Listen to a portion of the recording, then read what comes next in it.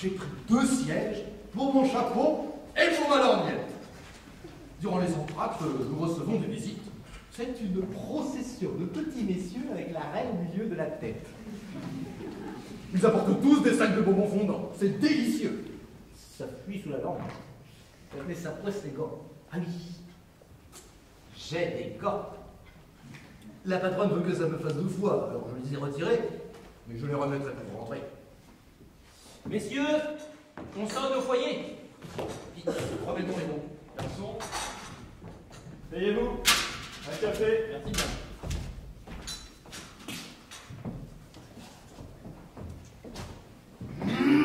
Cette femme, je l'ai saluée 3 fois Et elle ne m'a pas simplement accordé un regard. Répite! All right. Viens par ici, j'ai à préparer. Monsieur Gladiator, après la pièce. La pièce. Le rideau va se lever. Et ce trou de la mort est très intéressant. Oh, mais bien moins que ce que j'ai à te dire. Écoute, Pépite, je t'ai ramené d'Amérique pour que tu sois mon secrétaire, mon confident et au besoin mon domestique. Tu me coûtes très cher. Je te paye 25 000 francs par an et tu n'es capable de rien. Alors, si, tu as un mérite, c'est que tu écoutes très bien. Alors, s'il te plaît, écoute-moi. Allez. Je suis amoureux. Oh, sapristi. De quoi? Vous l'êtes tout le temps. Je ne comprends pas. Mais parce que tu es du Nord. Et moi, je suis du Sud, de la zone torride. Ah, à ce propos, j'ai reçu une lettre de la zone torride. Votre femme. Ah, ne me parle pas de ma femme. Je ne veux pas que l'on sache que je suis marié ici. Elle est malade. Alors tais-toi. Non, pas sérieusement. Mais sérieusement? Non, pas sérieusement. On craint même de la sauver. Oh, mais qu'elle est belle. Qui ça? Votre femme? Mademoiselle Suzanne de la Bondrée. Ah, celle du jardin des plantes. Allez. Je m'en souviens encore. Quelle scène mystérieuse, dramatique. J'étais devant Capitaine, mon éléphant que je viens de donner à la ménagerie. Je commençais à m'ennuyer lorsque, tout à coup, j'entends derrière moi les froufrous d'une robe de soie. Je me retourne. C'était elle. Elle que le hasard jetait sur ma route. Ah, je la vois. Elle était suivie d'un vieil homme. Oui, mais je sais tout cela, puisque j'y étais. Non, mais ne m'interromps pas. Je la vois encore s'avançant, telle une déesse, portant sur son chapeau une garniture de raisin et de cerises. Et elle tendait une main blanche. Est-ce que tu as vu sa main blanche, Pépite? Ma foi, non. Putain! Glaçons! Mes morceaux de neige! Elle tendait sa main blanche. Une main blanche qui donnait un petit pain de seigle à l'éléphant qui n'en fit qu'une bouchée. Puis, il avance de nouveau avec sa trompe. Ah, mais comme il fait bien l'éléphant! Puis, ne voyant rien venir, la laisse tomber sur le chapeau garni de fruits. Il la relève. Les cheveux allaient venir avec le chapeau. Elle pousse un cri. Oh, des cheveux magnifiques. Je l'entends. Je cours. Je m'élance. Je parle au capitaine. Au son de ma voix, il tremble. Il se met à genoux, comme pour demander ses excuses. Et elle me lance un regard plein de reconnaissance. Son vieil oncle, un grand homme, qui parle peu, s'exprime guère, mais d'un grand air, me remercie avec effusion. Elle regagne sa voiture. En me laissant voir. Mais une jambe! Oh! Si tu avais vu, et as-tu vu cette jambe? Non. Misérable! On te montre une jambe pareille, et toi, tu ne la regardes pas! Aïe! Vous m'étranglez! Je la regarderai la prochaine fois. Cette femme inspire une passion sauvage. Il me la faut, il me la faut, à tout prix. Je ne demande pas mieux, moi, mais si elle ne veut pas,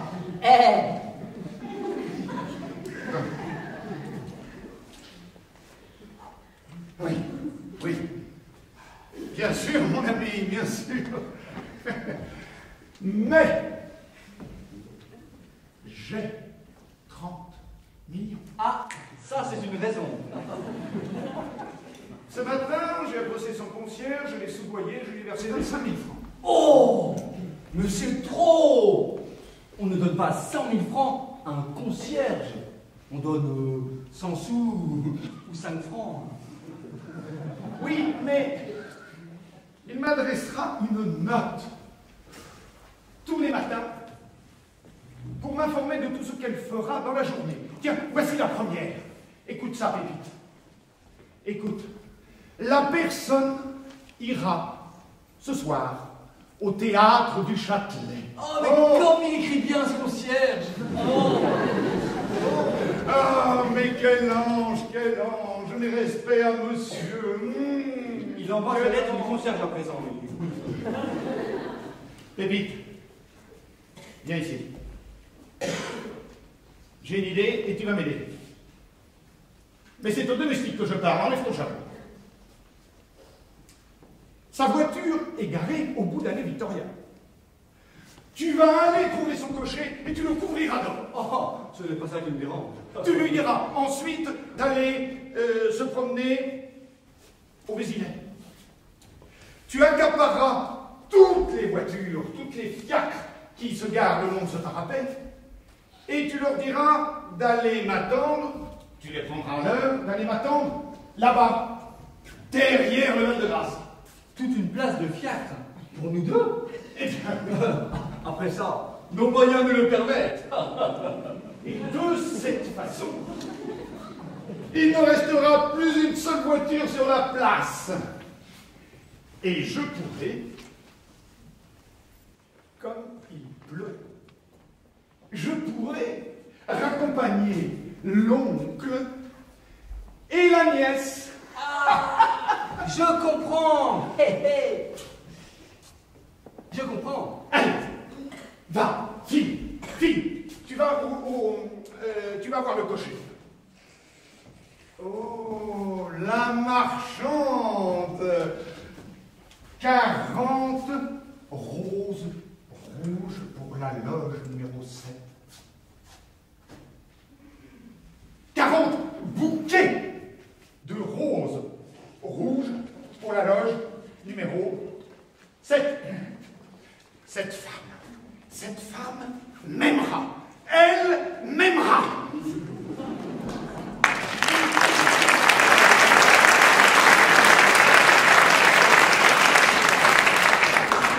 C'est calme. C'est ennuyeux. C'est nature de feu. Quand il pleut. Oh, verre de terre! Ah, lâchez-moi! Ennemi de la société! Ne touchez pas! Je vais me gêner! Prenez donc garde. Vous, je ne vous connais pas, laissez-moi tranquille. Imbécile. Rendez-moi mes effets! Je veux mes effets! Putain! Animal! Il ne répond pas.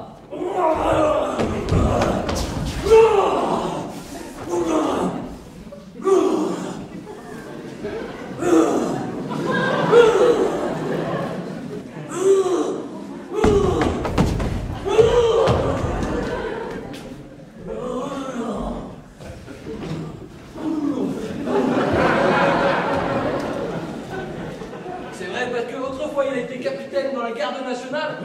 Il se croit le droit de piétiner sur ses commis. Les commis sont déjà, m'entends-tu? Ils votent. Il vient de se passer là un drame poignant. L'oncle, le commandeur, est entré dans le laboratoire comme un furieux avec son revolver. Il a remis mes verres au patron en lui disant: tenez, voici les saletés que votre commis se permet d'adresser à ma nièce. Et il est sorti avec son air grandiose.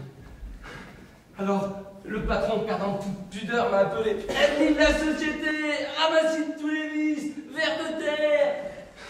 Je me suis fâché, il m'a poussé, je l'ai poussé, et après une lutte qui n'a pas été sans éclat, nous avons cassé 3 bocaux. Il m'a prié de sortir par les épaules.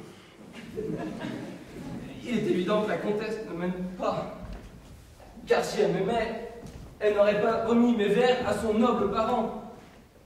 Et même si elle m'a fait quelques avances, c'était juste pour se faire frictionner. Et maintenant, elle me rejette comme une orange dont on a exprimé le sucre. Oh, les femmes. Je l'aurais pourtant bien respectée, celle-là. Et maintenant, que vais-je devenir? Me voilà seul, sur le pavé, faisant ma caisse. 27 francs dans une poche, et rien dans l'autre. Ce n'est pas une position, ça. Où aller? Je ne connais personne à Paris. Je sens que je prends la vie en grippe et pour un rien. Ah tiens, si, j'ai faim. Je vais aller dans le premier restaurant de Paris. Je demanderai des plats inconnus, des vins étranges et mystérieux. Et après, après, nous verrons. On sort du théâtre. Oh, des femmes. Oh non, je ne peux pas les voir. Dépêchons-nous, il va pleuvoir. Mais il pleut. Pas une voiture sur la place, mais c'est incroyable. Partons. Ne nous pressons pas, nous avons le temps. Oh, mais papa, il pleut. Tiens, mon chapeau neuf. Nous ouvrons le parapluie. Là. Maintenant, de nos conseils, retournons-nous à pied ou en voiture? À pied? Mais est-ce que vous auriez l'intention de nous faire barboter comme des cadavres? Ne fâche pas, c'est une question que je pose. Seulement après minuit, la course est à 2,50 €. Et dame, pour un dentiste qui n'y aille pas des mille des cents. Bon, laissez-moi, vous les voitures. Mais oui! Très bien, je vais chercher un fiacre, attendez-moi. Oh, mais si tu emportes le parapluie! C'est juste. Mais que je suis bête. Mon futur genre de M. Bigouret demeure ici. Entrez chez lui. Mais il dort peut-être, ce monsieur. Bon, je vais le réveiller. Hé, monsieur Bigouret, c'est moi, ouvrez! Monsieur Bigouret! Là, c'est encore toi, tu vas voir. Oh, la boulette. Mon beau-père. Non! Pas soufflé! Je me suis trompé. Ce n'était pas pour vous. Mais venez donc un petit moment pour reposer. Jamais, après une telle brutalité, Voyons, monsieur Gredane. ne m'approchez pas. À l'avenir, je vous défends de m'adresser la parole. Vous m'entendez? Plus de commerce entre vous et monsieur. Je vais chercher un fiacre. Moi qui vous croyais un homme du monde. Ah, bien, vous avez fait un joli coup. Nous voilà bien. Monsieur, c'est une erreur. Vraiment, ils font la mouche. Mais je vous avais dit qu'il était susceptible. Ah, je ne le croyais pas tant que ça. Oh, bien, il a emporté le parapluie. Mais entrez chez moi. Ah non, papa l'a défendu. Oh, il me ferait une scène. Mais vous ne pouvez pas rester à la pluie. Voyons. Ah, allons dans ce café. Je serais si heureux de vous offrir un sorbet. Par exemple, un sorbet, c'est une idée, mais en l'absence de mon mari, bien maman. Comme celui qui a le porte-monnaie. Oh, mais j'ai le mien. Et le mien, c'est le vôtre. Très distingué, ce garçon. Eh bien, allons, ma fille. Tu n'y penses pas, maman? Accepter un sorbet de la main qui a frappé mon père. Mais elle a raison. C'est la situation chimène. Oh. D'un autre côté, la pluie redouble. J'ai soif. J'ai mon chapeau neuf. Allez, viens, ma fille. Mais maman, suis-moi, je le veux. Venez, mon oncle. Vous avez décidé au cocher de nous attendre à la sortie? Ah, si, il faut qu'il y ait un malentendu. J'ai envoyé chercher un fiacre. Dans un instant. Bon, heureusement, la pluie a cessé. Oui. Mais qui a pu nous envoyer vous envoyer cette masse de bouquets qui est tombée sur nous durant le dernier acte? Vous ne devinez pas? Non. C'est Sir Gladiator. Oh, l'Américain. Il était dans une première loge et ne m'a pas quitté des yeux. Il a été héroïque ce matin au jardin des plantes. Oh là là là. Le voici. Rappelez-vous de la dignité. Il s'en de convenu. Oh, madame! Sir Gladiator. Oh, mais quel heureux hasard! Je vous rencontre 2 fois dans la même journée. Heureux pour moi, monsieur, puisqu'il me permet de vous remercier encore du service que vous m'avez rendu ce matin. Oh, madame, n'en parlons plus. Oh, si, parlons-en, au contraire. Vous vous êtes conduit en véritable gentilhomme. Et je m'y connais. Ah, commandeur, vous me comblez. Oh, que vous avez là une jolie tabatière. Elle vous plaît? Ah, tout à fait. Eh bien, acceptez-la, je vous le prie. Volontiers. Je la comme souvenir. Tiens, puisqu'on a les cadeaux. Oh, monsieur Gladiator, vous me voyez bien en peine, j'ai perdu ma voiture. Oh, mais vous m'envoyez navré. Et si j'étais assez fortuné pour vous offrir la mienne. Oh, c'est trop gentil. Et elle arrive dans 1 minute. Quelle heure est-il? Oh, que vous avez là une jolie montre. plaît? Tout à fait. Eh bien, acceptez-la, je vous prie. Volontiers. Oh non! Bon, elle est encore. Oh, et voilà la pluie qui recommence! Mais la pluie, mon Dieu, vous allez être mouillé, trempé.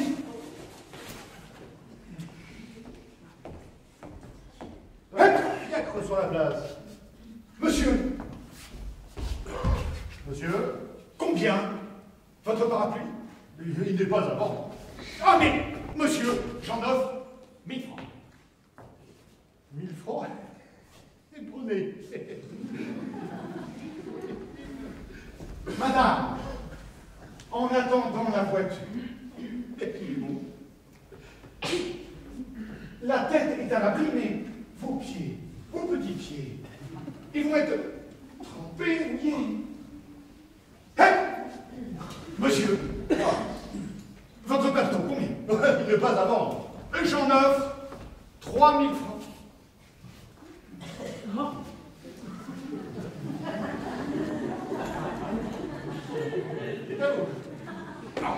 Si j'avais su, je lui aurais offert le mien. Je me souviens, il pouvait se dédire. Madame, en attendant la voiture, acceptez ce modeste tapis composé. Oh, c'était pour ça! Oh là là. Oh, j'aime cet homme noir. Il est dans un Louis XIV. La voiture est avancée. Ah, madame, si vous voulez bien accepter mon bras, j'aurai l'honneur de vous raccompagner à votre hôtel.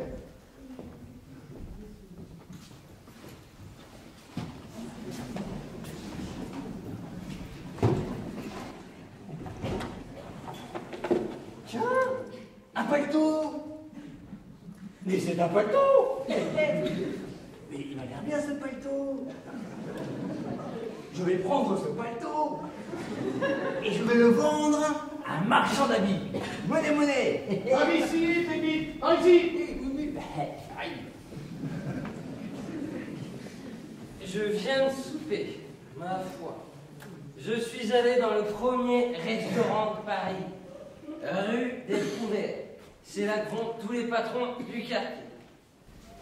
J'ai demandé la carte et j'ai choisi des plats inconnus. Azurine de veau à la Blancafort, il paraît que c'est bon. Potage Montorgueil aux œufs du Vanneau de Caucase, il paraît que c'est bon. Purée de caille de printemps à la milanaise en timbale. C'est une espèce de hachis avec du gras double. Il paraît que c'est bon. Quant au vin, j'ai pris du Tokai. Le garçon prononce Tokai. À 6 francs à la bouteille, je m'en suis collé 2 betteraves. Et maintenant, il me reste 4 sous. Ce n'est pas une position, ça. Où aller? Je sens que je prends la vie en grippe et pour rien. Maintenant, puisque je suis ruiné, puisque je suis sans place et que je meurs de soif, eh ben je vais me jeter dans la Seine. Ah, pas de fiacre. Bonsoir à compagnie. Voulez-vous mon parapluie? Avec plaisir. Combien? Pour rien, je vous le donne. Monsieur, peut-on au moins vous offrir un petit verre? Merci. Je vais m'en offrir un grand tout à l'heure. On dirait que vous avez froid? Oui, j'avais un paletot, mais je l'ai négocié. Assez heureusement, du reste. Tenez, prenez le mien. Merci. Combien? Pour rien, je vous le donne. Je ne voudrais pas vous en priver. Oh, vous ne m'en privez pas, au contraire. Ça me gênerait là où je vais. Et maintenant, voulez-vous rire? Je ne demande pas mieux. Je pars du pied gauche. Regardez. Bonsoir la compagnie. Alors, que faites-vous? Mais lâchez-moi. Oh, je ne vous quitte pas, un homme qui m'a donné son parapluie et son paletot. Mais vous n'êtes pas mon ami. Mais au contraire, voyons. Et puis pourquoi voulez-vous vous tuer? On ne se tue pas sans avoir une raison. Oh mon ami. Oui, soulagez-vous. Ça va lui faire du bien. Vous saurez tout. J'aime la comtesse. Le commandeur a rapporté mes verres. J'ai été rue des Prouvettes et j'ai vu du vin de Tokai. Ah, il brille. Oui, les mecs, il faut que je meure. Adieu. Vous ne direz pas. D'ailleurs, on ne se voit pas la nuit. Personne ne vous voit. Mais c'est vrai, ça. Les journaux n'en parlent pas. Et puis se noyer un vendredi, ça me porterait malheur. Et quand Socrate a vu la ciguë, c'était dans le jour. Aussi, il a laissé un nom dans l'histoire. Remettons la chose à demain matin. Eh bien, c'est ça, à la fraîche. D'ici là, il sera dégrisé. Mais je n'ai même pas de domicile. Venez chez moi, on vous fera un lit pour une nuit. Ah, mon ami, vous recueillez les orphelins. Oui, là, soulagez-vous, soulagez-vous. Puisque je ne me noie pas, rendez-moi mon palto. Et mon parapluie. Le voici. Il est là. Ah, qu'il est doux de sauver un homme. Quand on a une voix qui me dit... Ah, vous voilà, et bien Sophiacre. Impossible d'en trouver, mais je te présente un de mes bons amis, monsieur... Comment vous appelez-vous? Eusèbe Potin. Qui veut bien nous faire l'honneur d'accepter l'hospitalité. Comment? Monsieur va demeurer chez nous? Pour une nuit seulement. Je suis sans domicile. Oh, pauvre jeune homme.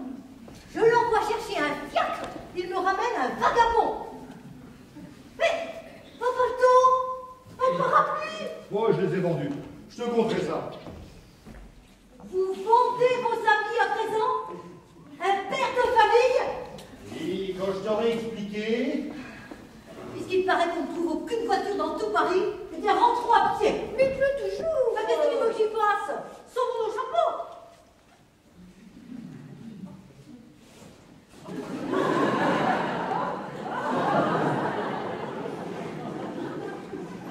Ah, mon beau-père. J'espère que vous avez oublié notre petit malentendu. Jamais, monsieur. Vous m'avez donné un soufflet. Je ne vous parlerai que lorsque je vous l'aurai rendu. Oh, Devant ma famille assemblée et quelques invités. vous voulez inviter du monde pour ça? Je ne parle pas d'une grande soirée, 4 ou 5 personnes en plus. Songez que j'étais capitaine dans la garde nationale. C'est mon dernier mot. Ça prolonge. Écoutez, monsieur Crodin, je ne dis pas oui, mais je ne dis pas non. Laissez-moi aller consulter quelques amis experts en matière d'honneur. Allez. Et souvenez-vous qu'on hésiterait toujours à donner la première gifle. Si l'on savait qu'il faut recevoir la seconde. Aurais-je l'avantage de vous offrir mon parapluie? Ah, mais j'y compte bien.